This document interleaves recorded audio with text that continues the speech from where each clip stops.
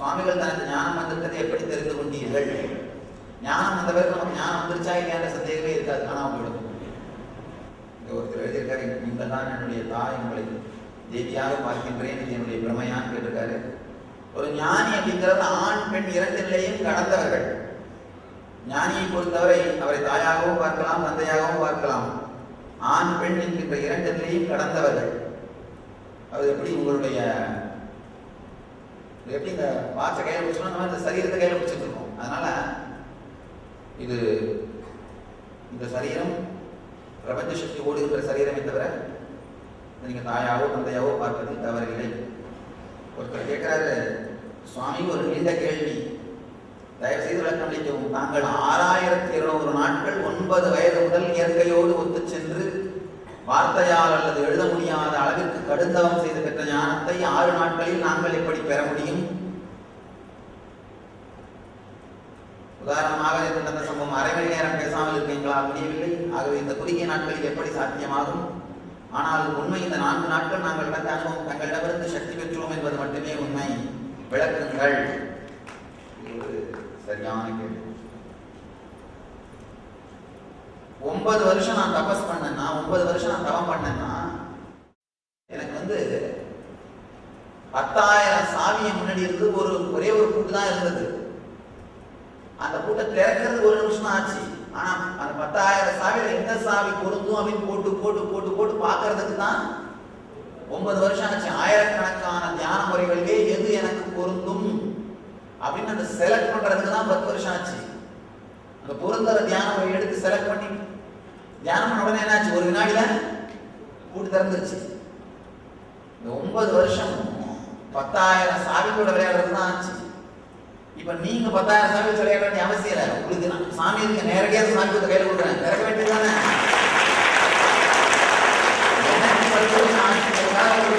அவசியம் இல்லை, ஏன்னா எனக்கு குரு இல்லை. நானாவே உழைச்சு கஷ்டப்பட்டேன், தனி மரமாவே தனியாவே ஒர்க் பண்ணேன். அது மட்டும் இல்லாம சில ஞானிகளை பராசக்தி தயாரிப்பாள். காரணம் என்னன்னா, தான் ஞானம் அடைந்து விட்டாலும் கூட உலகத்தில் இருக்கும் மற்றவர்களுக்கு அளிப்பதற்காக எல்லா தியான முறைகளையும் அவருடைய உடலாலும் மனதாலும் செய்ய வைத்து அதனுடைய பாசிட்டிவ் மைனஸ், அதனுடைய பாசிட்டிவ் நெகட்டிவ் பாயிண்ட்ஸ் தெரிஞ்சு வச்சுக்கிறதுக்காக, யாருக்கு அதை தர வேண்டும் என்கின்ற ஞானம் வருவதற்காக அத்துணை ஞான முறைகளையும் அனுபவபூர்வமாக செய்ய வைப்பாள். அந்த மாதிரி இந்த உடம்புல நடந்தது. பல பேருக்கு வழிகாட்ட வேண்டிய தேவை இருக்கிறதுனால அத்தனை ஞான முறைகள் இந்த உடம்புல நடந்தது. அதனால 9-10 வருஷம் ஆச்சு. உங்களுக்கெல்லாம் 9-10 வருஷம் ஆகணுங்கிற அவசியம் இல்லை. சாவி குத்தி இங்க இருந்து கொடுக்குற சாமி, அதை நீங்க நேரம் திறந்தீங்கன்னா 2 நிமிஷத்துல திறந்துற போகுது. திறக்கிறதுக்கான முயற்சி பண்றதை மட்டும் செய்ய போதும். மற்றபடி ஐயோ இவ்வளவு நாள் ஆச்சு, நமக்கு இப்படி உருப்படுமா, இல்லை நமக்கு ஆகுமா அப்படின்லாம் நீங்க ஒன்றும் அளவுக்கு மீறி யோசிக்க வேண்டியது. இந்த தியானங்களை வீட்டில் செய்யலாமான்னு கேட்குறீங்க. நல்லா செய்யலாமான்னு தப்பே இல்லை. அழகான கேள்வி. மற்றவர்களுக்கு சொல்லித் தரலாமா? சொல்லித் தரலாம். நம்முடைய எல்லா தியானங்களையும் யார் வேண்டுமானாலும் யாருக்கு வேண்டுமானாலும் சொல்லித் தரலாம், தவறில்லை.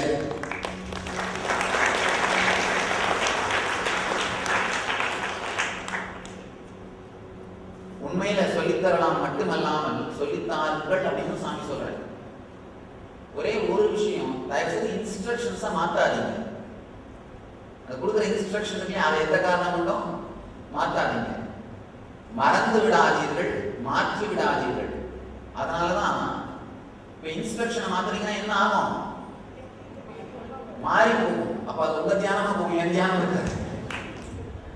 இன்ஸ்ட்ரக்ஷனை மட்டும் மாத்தாம நீங்க யாருக்கு வேண்டுமானாலும் நம்ம தியானங்களை சொல்லித் தரலாம், தவறில்லை. எந்த சைடு எஃபெக்டும் இருக்காது. யாருக்கு வேண்டுமானாலும் சொல்லித் தரலாம். நமக்கு உபயோகமாச்சு 4 பேருக்கு அழிப்பிக்கணுமா, போய் சேரட்டும். சாமி சொல்ற ஒன்னே ஒண்ணு, நான் இன்ஸ்ட்ரக்ஷனை மாத்திராதீங்க. நம்ம ஆசிரமத்தில் மட்டும்தான், நம்ம குரூப்ல மட்டும்தான் தியானம் பண்றது என்கிற இன்ஸ்ட்ரக்ஷனை புக்கா பிரிண்ட் பண்ணி பப்ளிஷ் பண்ணிருக்கோம். தியானம் உங்களுக்காக 60 ஞான முறைகளையும் நம்ம ஆனந்த ஸ்புரணா, நித்யானந்த ஸ்புரணா, ஆத்மஸ்புரணா, யோக ஸ்புரணா, தியான ஸ்புரணா, ஒரு 10 ப்ரோக்ராம் சாமி பண்ணிருக்கேன். 10 ப்ரோக்ராம்ல இருக்கிற எல்லா தியானங்களையும் யார் வேண்டுமானாலும் எப்ப வேண்டுமானாலும் பழகலாங்கிற எல்லா தியானங்களையும் எடுத்து தமிழ்லையும் இங்கிலீஷ்லையும் தனித்தனியா புக்காவே பப்ளிஷ் பண்ணிருக்கோம். ஒருத்தர் கிட்ட கேட்டாரு, இந்த மாதிரி ஞான குரூப் நடத்துறவங்க தான், சாமி இதெல்லாம் பப்ளிஷ் பண்ணாதீங்க சாமி, பண்ணீங்கன்னா ஜனங்க உங்க கிளாஸ் வரமாட்டாங்க. நான் சொன்னேன், அப்படி வர முடியாதுல, அப்படியாவது தியானம் பண்ணா போதும், நமக்கு அதான் வேணும், அப்படியாவது வரட்டுங்க, தியானம் பண்ணா போதும். நம்முடைய வெப்சைட்ல மொத்த அத்தனை தியானங்களோட இன்ஸ்ட்ரக்ஷனும் இருக்கு, நேரா நீங்க டவுன்லோட் பண்ணிக்கலாம். சாமிக்கு என்னன்னா, பல காரணங்களால என்னை பார்க்க முடியாம இங்க வந்து தியானத்துல கலக்க முடியாதவர்கள் இருப்பார்கள். ஒண்ணு நேரம் இல்லாம இருக்கலாம், இன்னொன்னு பணம் இல்லாம இருக்கலாம். நாமளும் பணம் இல்லாம எனக்கு நடத்த முடியாது. இவ்வளவு பெரிய விஷயத்தை நடத்த முடியுமா? முடியாது. ஆனா பணம் இல்லை அப்படின்ற காரணத்துக்காக தியானம் அவர்களுக்கு செல்லாமல் இருக்க வேண்டாங்கிறதுக்காகத்தான் அத்தனையும் புக்கா பப்ளிஷ் பண்ணிட்டு இருக்கேன். அது மட்டும் இல்லாம கம்ப்ளீட் ஏஎஸ்பியும் அப்படியே கேசட்ஸா ரிலீஸ் பண்ணிருக்கோம். நீங்க வந்து சாமி கிளாஸ் அட்டெண்ட் பண்ணீங்கன்னா என்ன கேட்பீங்களோ தெரிஞ்சுப்பீங்களோ அதை அப்படியே கேசட்டா ரிலீஸ் பண்ணிருக்கோம். யார் வேண்டுமானாலும் போட்டு கேட்கட்டும் அப்படின்னு. அதாவது பல காரணங்களால வர முடியாதவர்கள் இருக்கலாம். அந்த வர முடியாதவில்லை அப்படின்ற காரணத்துக்காக அவர்களுக்கு ஞானம் போய் சேரக்கூடாது அப்படிங்கிற எண்ணம் எனக்கு இல்லை. பல பேருக்கு போய் சேரட்டும் அப்படின்றதுக்காக தான் கம்ப்ளீட் ஆனந்தஸ்பூரணா ஏஎஸ்பி அப்படியே கேசட்டா வந்திருக்கு. கம்ப்ளீட்டா ஏஎஸ்பி மெடிடேஷன்ஸ், என்எஸ்பி மெடிடேஷன்ஸ், அதுக்கப்புறம் அந்த ஆத்மஸ்பூரணா, யோகஸ்பூரணா, ஞானஸ்பூரணா, இந்த அத்தனை ஞானங்களும் மிக தெளிவாக தமிழிலே ஞானம் உங்களுக்காக என்ற புத்தகத்தில் புத்தகமாகவே வெளிவந்து விட்டது. யார் வேண்டுமானாலும் நீங்களும் படித்து பயிற்சி செய்யலாம், மற்றவர்களுக்கும் பயிற்சியை சொல்லித் தரலாம். இதுல எந்த தவறும் இல்லை. இது ஏன் சொத்து கிடையாது. எல்லாமே யார் யாரோ முன்னாங்க கண்டுபிடிச்ச சொத்துங்க, நம்மளது ஒண்ணும் கிடையாது. கிருஷ்ணனும் பதஞ்சலியும் யாரு அந்த காலத்துல இந்த புத்தனும் இந்த ரிஷிகள் குருமார்கள் வியாசனும் சங்கரனும் சுகபிரம்மமும் அவங்கெல்லாம் கண்டுபிடிச்ச சொத்து.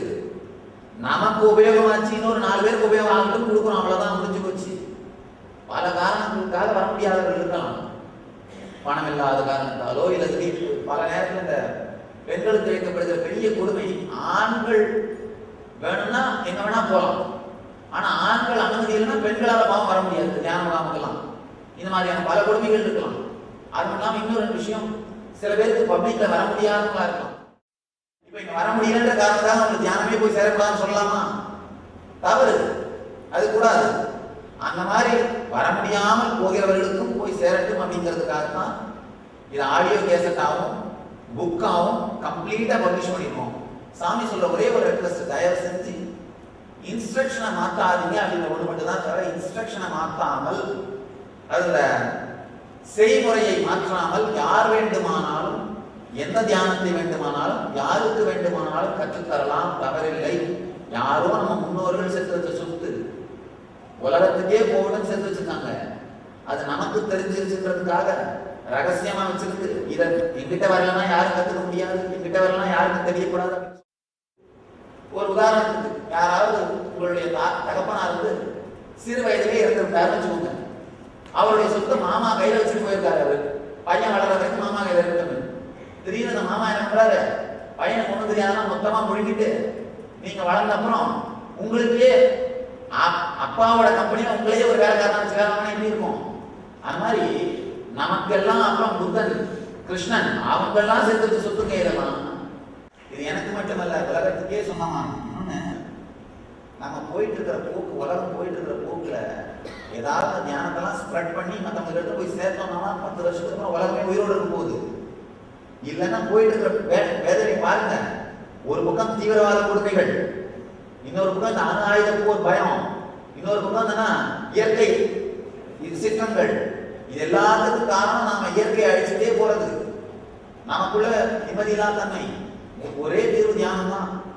அதனால இப்ப இதை வச்சு பிசினஸ் பண்ணிட்டு ஜனங்கள் போய் சேராம வச்சிருக்கலாம், 10 வருஷத்துக்கு சொத்து வச்சிருக்கலாம். ஆனா வாழறதுக்கு பூமியே இருக்காது. என்ன பண்றது? உங்க 1/2 ஏக்கர் 1 ஏக்கர் லேண்ட வேலை போட்டு பார்த்தா 100 ஏக்கர் தான், 1000 ஏக்கர் கூட வச்சிருக்கலாம். பூமியே இல்லை, என்ன பண்ணுவீங்க? இப்ப நம்முடைய வேலை நமக்கு சொத்தை கிரியேட் பண்றதோ நம்ம சொத்தை காப்பாற்றுறதோ இல்லை. முதல் வேலை என்ன?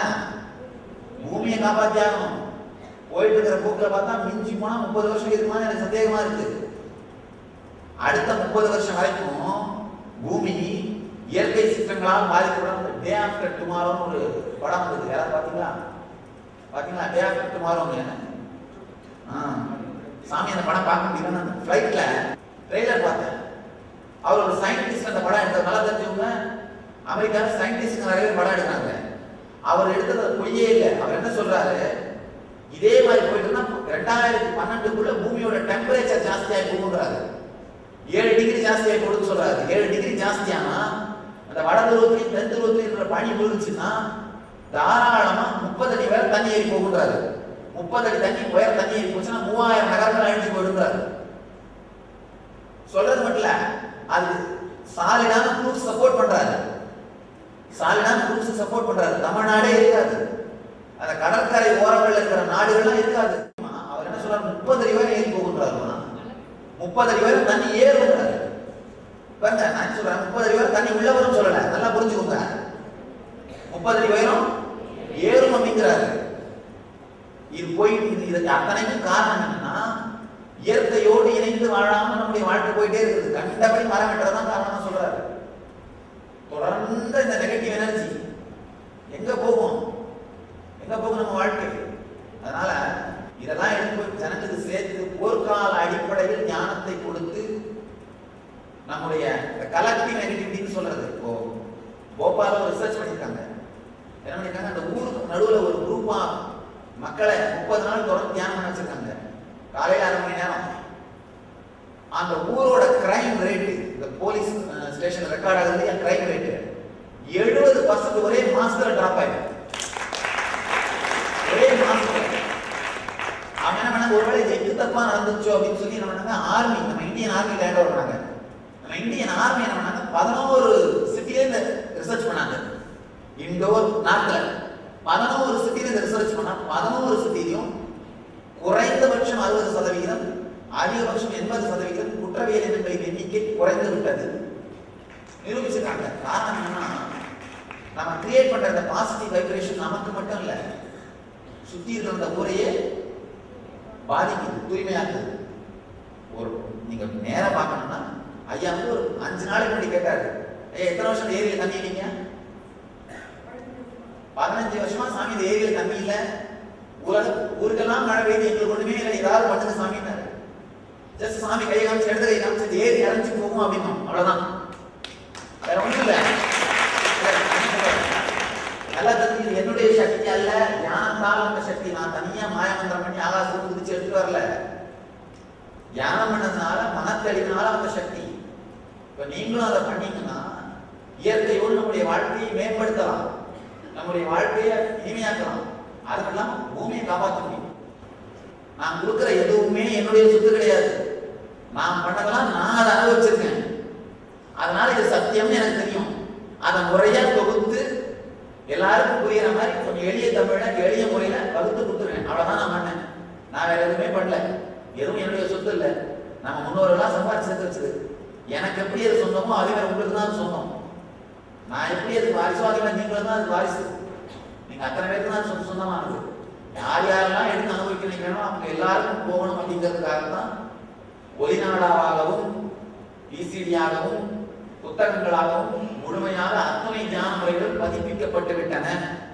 என்னை பார்க்காமலே ஒருத்தர் ஏஎஸ்பி என்எஸ்பி எந்த தியானத்தை வேணா செய்ய முடியணும் அப்படின்றதுக்காகத்தான் இது அத்தனையும் பப்ளிஷ் பண்ணியிருக்கோம்.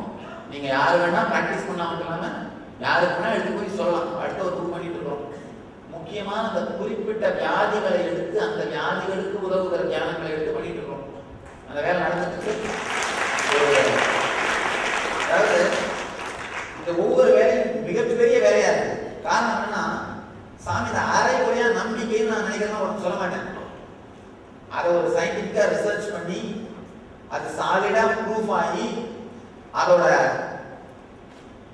சத்தியம் எனக்கு தெரிந்தால் மட்டும்தான் இது தெளிவாக இதனால் எந்த பக்க விளைவுகள் வராது, உடல் ரீதியாகவும் மன ரீதியாகவும் மேம்படுவார்களை தவிர வேற எதுவும் நடக்காது. அது மட்டும் இல்லாமல் இன்னைக்கு இருக்கிற ஜனங்களை நம்ப வேற முடியாது. 2 நாள் தியானம் பண்ணுவார்கள், 3ஆவது என்ன பண்ணுவார்கள், சாமி எங்க அம்மா ஓடி போயிருச்சு, ஆட்டுக்குடி ஓடி போயிருச்சு, மாமியாருக்கு கால் வலிக்குது, மருமக ஓடி போயிருச்சு அப்படின்னு 2 நாள் பண்ண மாட்டார்கள். அதுக்கப்புறம் 4 நாள் கழிச்சு திரும்ப என்ன பண்ணுவார்கள், ஏதோ ஒரு உற்சாகம் வந்துட்டு எங்கேயோ ஒரு டிவிலே ஏதோ ஒரு புக்கை பார்த்து தியானம் படிச்சு திரும்ப உட்காந்து பண்ணிட்டு இருப்பாரு. அதுக்கப்புறம் 2 நாள் கழிச்சு திரும்ப என்ன பண்ணுவார்கள், அது சாமி இது ஆயிடுச்சு, அது ஆயிடுச்சு, எங்க வீட்டுல இது ஓடி போச்சு, அது ஓடி போச்சு, மாடு ஓடி போயிருச்சு, கண்ணுடைய விட்டு ஓடி போயிருச்சு அப்படின்னு 2 நாள் பண்ண மாட்டாங்க. இந்த மாதிரி மாறி மாறி செய்து செய்யாமல் இருந்தாலும் சைடு எஃபெக்ட் வராம இருக்கா, இது எல்லாத்தையும் தேர்ந்து தெளிந்த பின்புதான் அதை அந்த இன்ஸ்ட்ரக்ஷனை மக்களுக்கு எடுத்து கொடுக்கறது வழக்கம். அதனாலதான் டைம் எடுத்ததே தவிர மற்றபடி இன்னும் பல விஷயங்களை வெளியே எடுத்து வரணும்னு நினைச்சிருக்கோம். இந்த மாதிரி ரிசர்ச் பண்ணி பண்ணி பண்ணி பண்ணி ஒன்னொன்னையும் யோசிச்சு யோசிச்சு வெளியே எடுத்து வரதுனால தான் டைம் எடுக்குது. ஆனா இது வரைக்கும் பப்ளிஷ் பண்ணியிருக்கிற எந்த புத்தகத்திலிருந்தும், எந்த விசிடியிலிருந்தும், எந்த ஆடியோ சிடியிலிருந்தும் யார் வேண்டுமானாலும் தியானங்களை கற்றுக்கொள்ளலாம், கடைபிடிக்கலாம், மற்றவர்களுக்கும் தரலாம். அது உங்கள் எல்லோருடைய சொத்து என்பதை தெளிவாக கூறுகின்றேன். சுவாமி ஊர் பக்கம் எல்லாம் நித்யானந்த பீடம் பற்றி மக்கள் மத்தியில் சென்றடையவில்லையே, ஏன் அது நம்ம ஊர் பக்கமும் பிரபலமடைய வேண்டும்? இது யாருக்கு கேள்வி கேட்டது?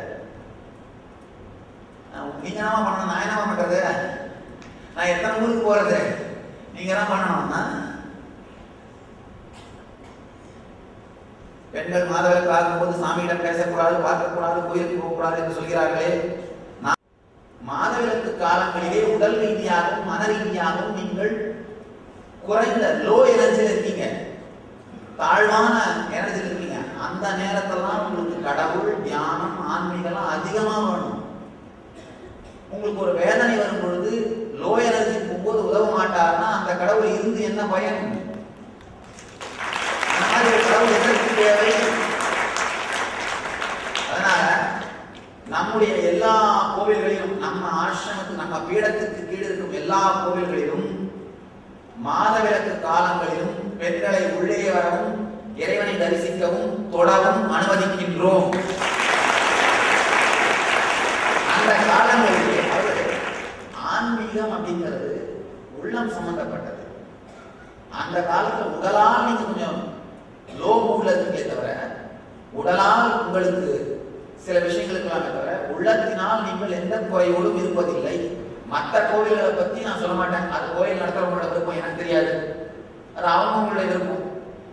எங்கள் ஆசிரமத்தின் கோவில்கள் எல்லாவற்றிலும், தியான பீடங்கள் எல்லாவற்றிலும், ஹீலிங் சென்டர்கள் எல்லாவற்றிலும், நம்ம நிகழ்ச்சிகள் எல்லாவற்றிலும் பெண்கள் எல்லா காலங்களிலும் கலந்து கொள்ளலாம்.